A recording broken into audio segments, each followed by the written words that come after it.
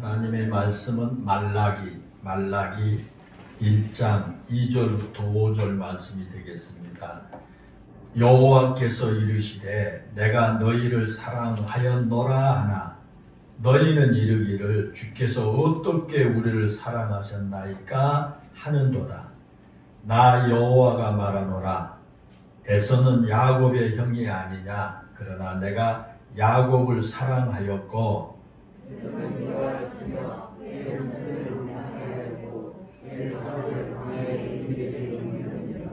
에돔은 말하기를 우리가 무너뜨림을 당하였으나 황폐된 곳을 다시 쌓으리라 하거니와 나 만군의 여호와는 이르노라. 그들은 쌓을지라도 나는 헐리라. 사람들이 그들을 일컬어 악한 지역이라 말할 것이요 여호와의 영원한 진노를 받은 백성이라 할 것이며 5절 시작. 너희는 눈으로 보고 이르기를 여호와께서는 이스라엘 지역 밖에서도 크시도다 하리로라. 아멘. 우리는 이 세상을 살아가면서 수없이 많은 오해 가운데 살아갑니다. 많은 오해를 하면서 살아가죠. 그것은 개인적으로만 오해 가운데 살아가는 것이 아닙니다. 이 심리학 용어에 집단적 오해라고 하는 말이 있습니다. 이 집단적 오해라고 하는 말은 1964년에 미국 뉴욕에서 발생한 강도 살해 사건에서 비롯되었다고 합니다. 그 당시에 20대 젊은 여성이 이 뉴욕 거리에서 강도에게 30분이 넘도록 이리저리 끌려다니다가 그 살해를 당하는 그런 끔찍한 일이 벌어졌습니다. 그때 그런 상황을 지켜본 사람들이 무려 38명이나 되었음에도 불구하고 어느 누구도 그것을 제지하려고 하거나 신고하지 않았다라는 것입니다. 그리고 그 일은 미국 사회를 발칵 뒤집어 놓았고 이 심리학자들이 그런 현상을 분석하면서 방관자 효과 또는 집단적 오해라고 하는 말이 만들어냈다고 합니다. 쉽게 설명하면 사람들이 자신의 평정심을 깨뜨리지 않으려고 할 뿐만 아니라 주변에 다른 사람들이 많을 때는 어려움에 처한 사람을 도와줘야 한다는 책임감을 덜 느낀다는 것입니다. 그래서 내가 나서지 않아도 누군가가 도와주겠지. 내가 신고하지 않아도 누군가가 경찰서에 신고하겠지라고 하는 오해 때문에 어느 누구도 적극적으로 돕거나 신고하지 않게 되었다라는 것입니다. 이런 집단적 오해라고 하는 말은 한 집단이 체면에 걸린 것처럼 오해에 빠질 수 있음을 보여주는 그런 말이 되겠습니다. 오늘 우리가 읽은 이 본문에도 이 집단적 오해가 불려오는 인간의 어리석음을 보여주고 있습니다. 말라기서에 보면 이스라엘 백성들이 하나님께 던진 질문이 무려 8가지나 언급되고 있습니다. 그 첫 번째가 오늘 본문에 나온 질문입니다. 주께서 어떻게 우리를 사랑하셨나이까? 라는 질문이에요. 주께서, 하나님께서 어떻게 우리를 사랑하셨습니까? 라는 그런 질문이 되겠습니다. 이 말라기서는 구약 성경 39권 가운데 맨 마지막에 나온 책이죠. 그래서 말라기서는 일반적으로 예수님이 탄생하시기 한 430년경에 기록되었다, 그렇게 알려지고 있습니다. 그때는 이스라엘 백성들이 바벨론 포로에서 귀환한 후에 예루살렘 성전이 건축되었을 때고, 느헤미야를 중심으로 해서 예루살렘 성벽이 건축되면서 어느 정도 이 국가로서의 면모를 갖춘 그런 때였습니다. 그러나 그 당시에 이스라엘 백성들이 큰 실망에 빠졌습니다. 왜냐하면 예루살렘 성전이 건축되면 이스라엘이 어느 정도 공동체성을 회복할 수 있을 것이다 라고 하는 기대를 가졌습니다. 우리가 잘 알고 있는 것처럼 이스라엘은 조그만 나라지만 단순히 한 나라가 아니죠. 이스라엘은 여호와 하나님을 믿는 믿음을 중심으로 한 신앙 공동체입니다. 그걸 신정 공동체, 그렇게 말하기도 합니다. 그 신정 공동체의 중심은 당연히 성전이 됩니다. 그래서 성전이 다시 건축되면 이스라엘이라는 공동체도 회복될 것이다, 그렇게 생각을 한 것입니다. 그런데 성전을 건축하고 난 후에도 이스라엘 백성들의 삶이 여전히 곤비해졌습니다. 성전이 건축되었는데도 삶이 팍팍하고 어렵습니다. 그리고 성전을 완성한 후 약 70년이 지났을 때 느헤미야가 이끄는 제3차 포로 기한이 이루어지면서 예루살렘 성벽이 재건됐습니다. 이와 같이 한 나라의 수도의 성벽이 재건되었다라고 하는 것은 주권이 회복되어 감을 의미해요. 나라의 주권이 이제 회복되어 가는 그런 의미죠. 성전 건축이 이스라엘을 내부적으로 결속하는 힘이라고 한다면 이 성벽 재건은 이스라엘의 주권이 외형적으로 갖추어졌다라는 것을 말하는 겁니다. 그렇게 내적으로나 외적으로 이스라엘이 어느 정도 아름다운 나라의 그 모습을 갖추어졌지만, 그렇다고 해서 이스라엘 백성들의 꿈꾸고 희망하는 나라가 만들어진 것이 아니었습니다. 성전이 건축되고 성벽이 재건되면서 백성들이 희망을 가졌지만 현실은 여전히 힘든 상황입니다. 정치적으로 여전히 페르시아의 통치를 받아야 했습니다. 물론 부분적으로는 자치권을 보장받긴 했지만 그것이 오히려 불안한 삶을 초래하는 결과를 만들어내고 말았습니다. 페르시아의 통제가 약화되면서 이스라엘의 주변 나라들로부터 공격을 당하고 약탈을 당하고 있었기 때문입니다. 더군다나 오랜 가뭄으로 대부분 농경지가 황폐화되면서 포로에서 돌아온 이스라엘 백성들이 경제적으로도 비참한 삶을 살아야만 했습니다.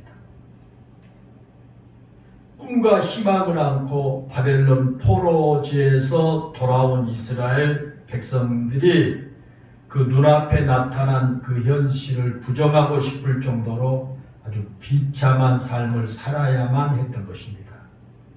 그래서 그들은 큰 실망에 빠졌습니다. 이스라엘 백성들이 꿈꾸는 나라는 다윗의 왕국이 회복되는 것이었습니다. 그것을 이스라엘 백성들은 메시아 왕국이 도래하는 것으로 그렇게 기대를 한 것입니다. 메시아 왕국이 되면 나라는 주권을 회복하게 되고 백성들이 풍요와 평안을 가운데 살 수가 있을 것이다 라고 생각을 했습니다. 그런데 갈수록 그들의 삶이 피폐해지고 더군다나 나라의 지도자들이라고 하는 사람들의 부정과 부패가 날로 더 심해지고 있었습니다.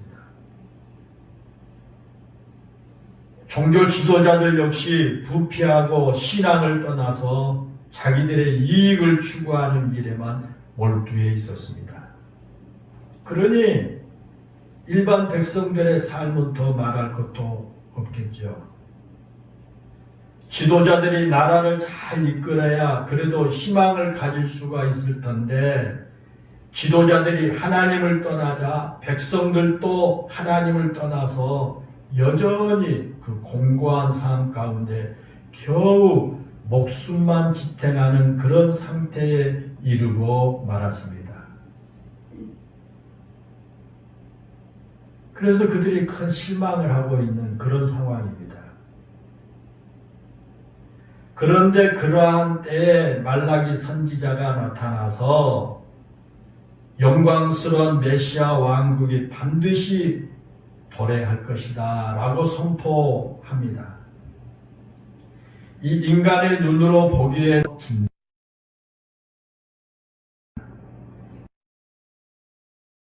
선지자가 하나님을 떠나 절망 가운데 있는 하나님의 말씀을 선포하니까 말라기 선지자가 선포한 그 말씀에 쏟아낸 겁니다. 그런 질문이 말라기서에 8번이나 나오게 된 것입니다. 그 첫 번째 질문이 바로 오늘 본문에 나온 질문입니다. 하나님께서 말라기 선지자를 통해서 나는 너희를 사랑한다 라고 말씀하시자 이스라엘 백성들이 뭐라고 말하느냐? 주께서 어떻게 우리를 사랑하셨나이까? 라고 질문합니다. 그런데 여러분, 이 질문은 이스라엘 백성들만의 질문이 아닙니다. 오늘을 살아가는 우리들이 끊임없이 던지는 질문이기도 한 것입니다. 하나님께서 우리를 사랑하신다는 사실은 불변의 진리입니다. 하나님이 우리를 사랑하십니다. 우리 인간을 사랑하신 하나님의 사랑을 강조하는 것이 성경입니다. 그리고 그 사랑은 성경 속에서만 존재하는 사랑이 아니라 오늘 이 사랑이고 오늘 우리가 매일 매 순간 경험하는 사랑인 겁니다. 그런데도 여전히 그 사랑에 회의를 품은 사람들이 많습니다. 그것은 하나님의 사랑을 깨닫는 그런 것이 아니라 하나님의 사랑을 이미 깊이 체험한 우리 성도들조차도 때로는 하나님의 사랑을 의심하기도 한다는 겁니다. 그것이 바로 이스라엘 백성들의 모습이고 또한 오늘날 우리들의 모습인 것입니다.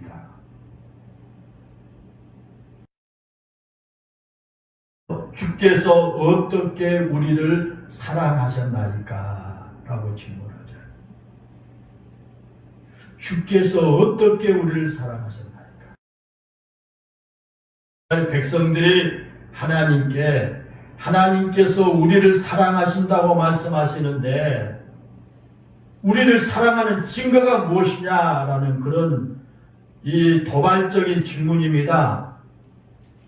다시 말하면 우리를 사랑하신다는 근거를 대라는 겁니다. 하나님은 사랑이시라 하나님이 우리를 사랑하신다고 말라기 선지자가 그렇게 말을 하는데 하나님이 그런 말이기도 합니다. 그러자 성경에 보면 하나님께서 이스라엘 백성들의 그 질문을 받으시고 야곱의 이야기를 언급하십니다. 우리가 잘 아는 것처럼 에서와 야곱이 이삭의 쌍둥이 아들들이 아닙니까? 이삭의 쌍둥이 아들이 있는데, 그래서 그 쌍둥이인 에서와 야곱이 어머니 뱃속에서부터 경쟁이 심해서요. 그런데 야곱을 선택해서 이삭의 계보를 잇게 하신 겁니다.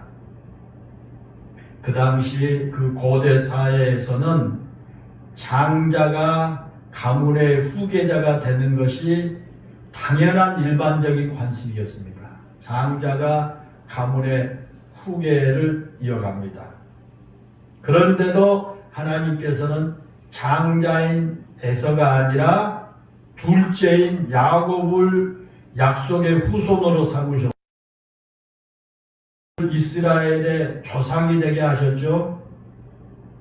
물론 본문 2절과 3절에서 내가 야곱을 사랑하였고 에서는 미워하였다. 우리가 보다 더 정확하게 번역한다면 내가 야곱을 선택했고 에서는 선택하지 않았다, 그런 뜻입니다. 둘째인 야곱을 내가 선택했고 첫째 에서는 선택하지 않았다, 그런 뜻이에요. 여기서 선택했다라고 하는 말은 하나님께서 야곱을 자신의 소유로 삼으셨다, 그런 뜻입니다. 내가 너를 선택했다, 그 말은 내가 너를 나의 소유로 삼는다, 그런 뜻이에요. 사랑하는 여러분, 그렇습니다. 그와 같이 하나님께서 야곱의 후손인 이스라엘 백성을 자신의 소유로 삼으셨습니다. 하나님께서 이스라엘 백성들이 자신의 소유가 되었기 때문에 모든 책임을 지고 그들에게, 그래서 성경에 나타난 이스라엘의 역사는요, 하나님께서 자신의 소유로 삼으신 이스라엘 백성들의 하나님의 은혜와 사랑에 대한 기록이죠. 내 소유는 내가 책임을 집니다. 내 소유가 되고 난 다음에는 내가 그걸 지킵니다. 내가 책임집니다. 하나님께서 야곱을 자신의 소유로 삼으셨기에, 야곱을 택해서 자신의 소유로 삼으셨기에, 자신의 소유로 삼으신 그 야곱의 후손들 이스라엘을 하나님이 지키시고 돌보시고 은혜와 사랑으로 함께 해주셨다라는 거예요. 예를 들어 볼까요? 하나님께서 자신의 소유인 이스라엘 백성들이 애굽 땅에서 400년 동안 넘게 종살이를 하고 있을 때 기억하고 이스라엘 백성을 애굽 땅에서 이끌어내신 분이 하나님이셨죠.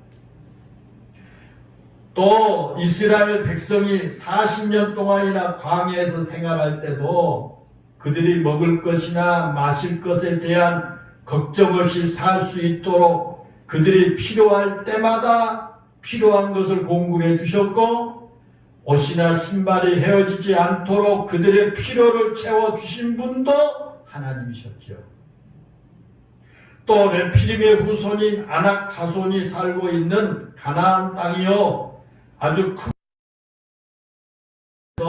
정탐꾼들이 두려워 떨었던 그 가나안 땅을 이스라엘 백성들이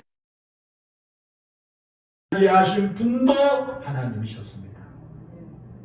또 하나님께서 베풀어 주신 은혜를 잊어버리고 끊임없이 배신하고 등 돌린 이스라엘 백성들을 끝까지 참고 기다려 주신 분도 하나님이셨습니다. 또 다윗과 영원한 언약을 맺으시고 메시아 왕국을 약속하신 분도 하나님이셨지요. 또한 비록 이스라엘 백성들이 하나님께 죄를 범해서 바벨론의 포로로 잡혀가 고통의 시간을 보내야만 했지만, 그러나 그 바벨론에서 고향인 예루살렘으로 다시 돌아오게 하신 분도 하나님이셨습니다.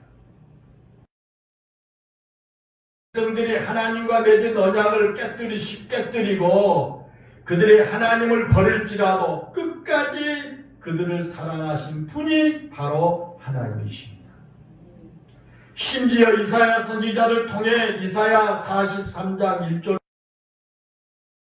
너를 창조하신 여호와께서 지금 말씀하시느니라. 이스라엘아 너를 지으신 이가 말씀하시느니라. 너는 두려워하지 말라. 내가 너를 구속하였고 내가 너를 지명하여 불렀나니 너는 내 것이라. 내가 물 가운데로 지날 때 내가 너와 함께할 것이라. 강을 건널 때 물이 너를 침몰하지 못할 것이며 내가 불 가운데로 지날 때 타지도 아니할 것이요 불꽃이 너를 사르지도 못하리라 라고 말씀하셨습니다. 사랑하는 여러분, 그렇습니다. 하나님께서 지난날 이스라엘을 그와 같이 사랑하셨습니다. 그런데 그런 사랑을 받은 이스라엘 백성들이 지금 그런 사랑을 다 잊어버리고 주께서 우리를 어떻게 사랑하셨나이까? 그런 사랑을 다 잊어버리고 주께서 어떻게 우리를 사랑하셨나이까? 라고 질문한 것입니다. 백성들이 왜 그런 질문을 했을까요?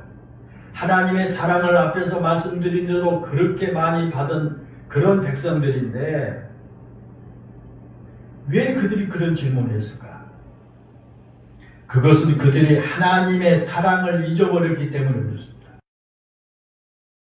나는 하나님의 사랑을 받았음에도 그 하나님의 사랑을 잊어버렸습니다.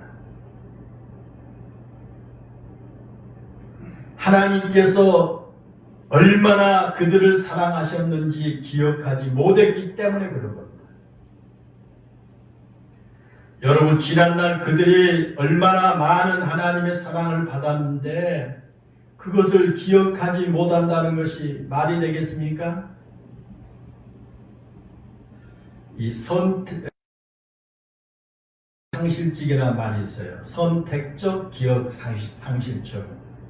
이 말은 모든 기억을 다 잃어버린 것이 아니라 자신에게 불리하다고 생각되는 기억만 애써서 지워버리고 싶어하는 그런 습성을 말해요. 자기가 살아오면서 자기에게 불리하다고 생각된 그런 기억은 애써서 지워버리고 싶어하는 그런 습성. 그게 바로 선택적 이스라엘 백성들의 모습이 바로 그와 같았습니다. 그런데 사랑하는 여러분, 어디 이스라엘 백성들만 그럴까요? 오늘날 우리는 그렇지 않습니까?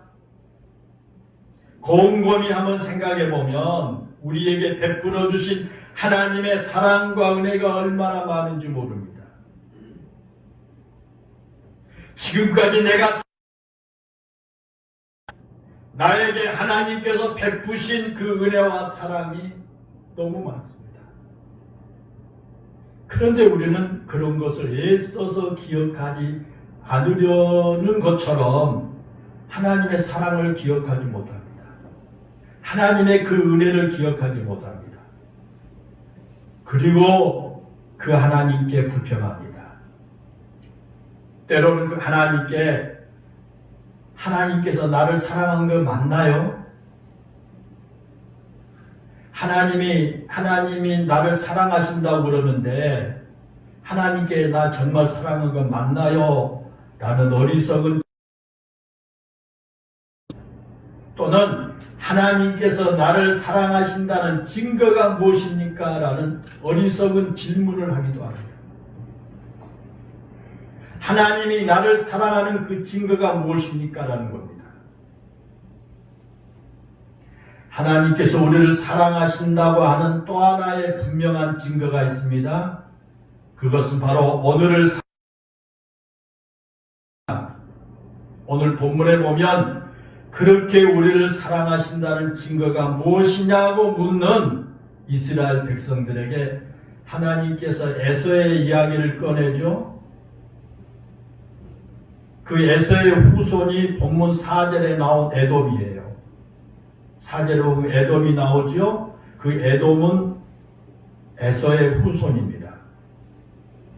그 에돔이 무너뜨림을 당했습니다. 그런데 그들은 다시 일어설 것이라고 호언장담을 했습니다. 그러나 하나님께서 절대로 그렇지 못할 것이다. 그렇게 에돔에게 말씀하셨습니다. 여러분, 하나님께서 무슨 말씀을 하시려고 그렇게 말씀하셨을까요? 우리가 성경에 보면 남유다가 바벨론에 의해서 멸망을 당했죠. 그리고 70년 동안 바벨론의 포로로 잡혀가서 그들이 살아야만 했습니다.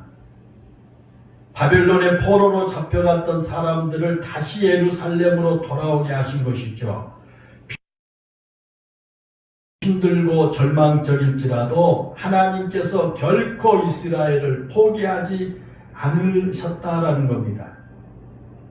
애굽에서 400년 동안 노예 생활을 할 때도 하나님께서 그들을 기억하시고 그들을 애굽 땅에서 건져내신 것처럼 바벨론에서도 그들을 건져내 주셨습니다. 그리고 광야를 거쳐서 가나안으로 인도하신 것처럼 이스라엘을 영적인 가나안의 시대로 인도하셨습니다. 그렇게 이스라엘을 하나님께서 결코 잊지 않으시고 여전히 그들을 사랑하시면서 그들을 인도하신 겁니다. 반면에 에돔은 어땠습니까? 후손인 에돔은 어땠습니까? 남유다가 바벨론에 멸망당한 것처럼 에돔도 무너뜨림을 당해. 에돔과 유다의 다른 점이 있습니다. 에돔과 이스라엘의 다른 점입니다. 그것은 에돔은 다시 일어서려고 하지만 하나님께서 다시 유다는 지금 쓰러질 것 같이 힘들고 어렵지만 하나님께서 반드시 일으켜 세워주실 것이다 라고 하는 사실입니다. 여러분, 왜 그럴까요? 왜 에돔은 일어나려고 해도 하나님께서 다시 쓰러뜨리지만 유다께서 그들이 어렵고 힘들지만 반드시 일으켜 주신다고 약속하셨을까요? 왜 그랬을까요? 그것은 이스라엘이기 때문입니다. 하나님께서는 이처럼 자신의 것, 자신의 소유를 결코 포기하지 않으시기 때문입니다. 사랑하는 여러분, 지금 여러분의 삶이 어떻습니까? 여러분의 눈에 보이지 않아서 여러분 지금 불안하십니까? 하나님께서 여러분을 사랑하신다는 증거가 없는 것 같아서 여러분 불만스럽습니까? 그렇다면 이 시간 이걸 하나 꼭 기억하시기 바랍니다. 우리 모두는 하나님의 소유입니다. 하나님 우리를 택해 주셨죠? 우리 모두는 하나님의 소유입니다. 우리 모두는 하나님의 것입니다. 그리고 하나님께서는 자신의 소유가 된 우리를 결코 잊으신 적이 없습니다. 자신의 손에 새겨 놓으신 것처럼 우리를 결코 잊는다는 겁니다.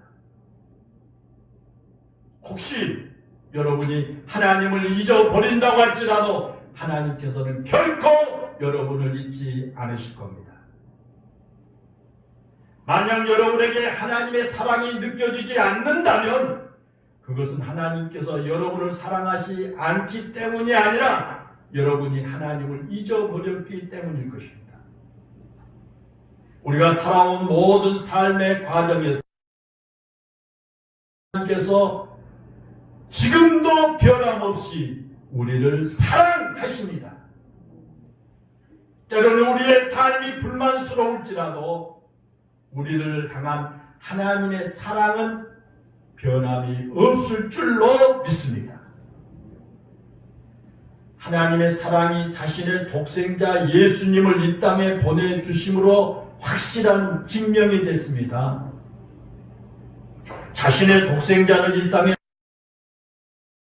우리를 대신해서 십자가에 죽게 하신 것만큼 우리를 사랑하신 하나님의 그 사랑은 분명하게 대견해 주고 있는 겁니다.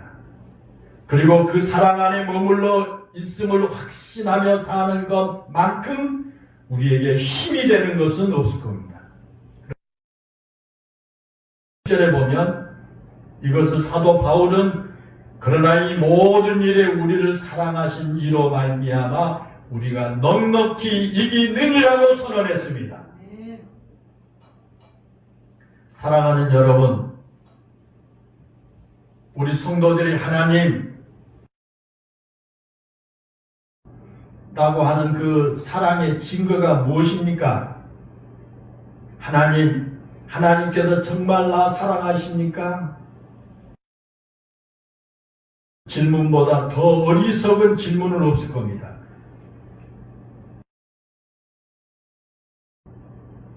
우리 어머니에게 어머니가 나 낳으신 거 맞습니까? 라는 질문과 같을 겁니다. 향한 하나님의 사랑은 영원히 변함이 없기 때문입니다. 그리고 그 사랑 안에 머물러 있는 한 우리는 결코 두려울 것이 없을 것입니다. 사랑하는 성도 여러분, 여러분의 삶이 힘드십니까? 그렇다면 지금까지 변함없이 우리를 사랑하신 하나님의 사랑을 기억하시기를 바랍니다. 혹시 이지 않아서 마음이 상하셨습니까? 그렇다면 하늘에 계신 너희 아버지께서 구하는 자에게 좋은 것으로 주시지 않겠느냐고 하신 말씀을 붙잡고 변함 신뢰하며 사시기를 바랍니다. 또한 지금 뭔가 마음이 지쳐 있습니까? 지금도 보이지 않는 변함없는 하나님의 사랑이 여전히 여러분과 함께 하심을 잊지 말고 사시기를 주의 이름으로 축원합니다. 기도하겠습니다. 은혜롭고 감사하신 아버지 하나님, 이 땅의 많은 사람들 가운데 를 택해 주시고 하나님의 소유로 삼아 주신 것을 감사합니다. 우리는 기억하지 못하고 잊어버렸지만 하나님의 소유가 된 우리들을 하나님께서 여러 가지 모습으로 사랑하시고 은혜를 베풀어 주신 가운데 지금까지 살아온 줄로 믿습니다. 우리 영일교회 모든 하나님의 사랑을 잊지 않게 하여 주시고 하나님의 사랑은 변함없는 사랑임을 늘 기억하고 때로는 어렵고 힘들고 고달플 때 하나님의 그 사랑이 생각나고 기억되므로 그들이 위로받고 힘없고 용기 내어 살아갈 수 있도록 은혜를 내려 주옵소서. 우리 모든 성도들 한 사람 한 사람이 하나님을 잊지 않고 살게 해 주옵소서. 우리 주 예수님의 이름으로 기도하옵나이다. 아멘.